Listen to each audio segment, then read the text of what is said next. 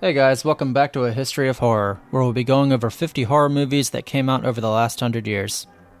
Today we'll be looking at the 1925 classic The Phantom of the Opera, directed by Rupert Julian. When World War I ended, the Allies had won one of the most devastating conflicts in history. However, the effects of shell shock and modern combat were prevalent as troops returned home disfigured, blind, and missing limbs. There was both a fascination and a repulsion from the American public. If you watch a few movies from the 1920s, like the 1923 Hunchback of Notre Dame, you'll notice that much of American horror featured disfigured or mutilated people. The plot here begins at the Paris Opera House with somewhat of a ghost story atmosphere. There is rumor that a mysterious phantom lurks in the building, and that's just enough to freak everyone out. The phantom is actually a man who lives below the opera house, who has set his eyes on a young understudy named Christina. He demands with threats of violence for the opera company to give her key roles in the upcoming performances.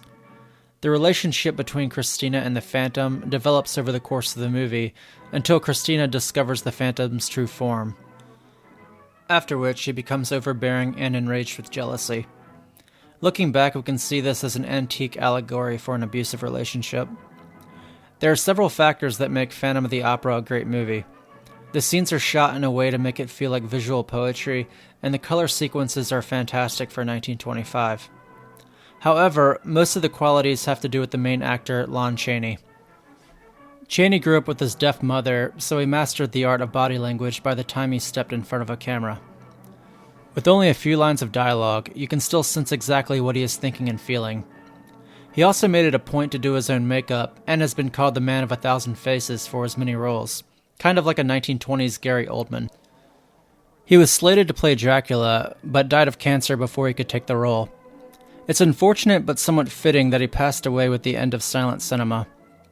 It's interesting to think of what he could have brought to the role, but what we got instead would be one of the most iconic performances in horror history, which I'll be going over next week. Thank you all for watching. I'll see you next time.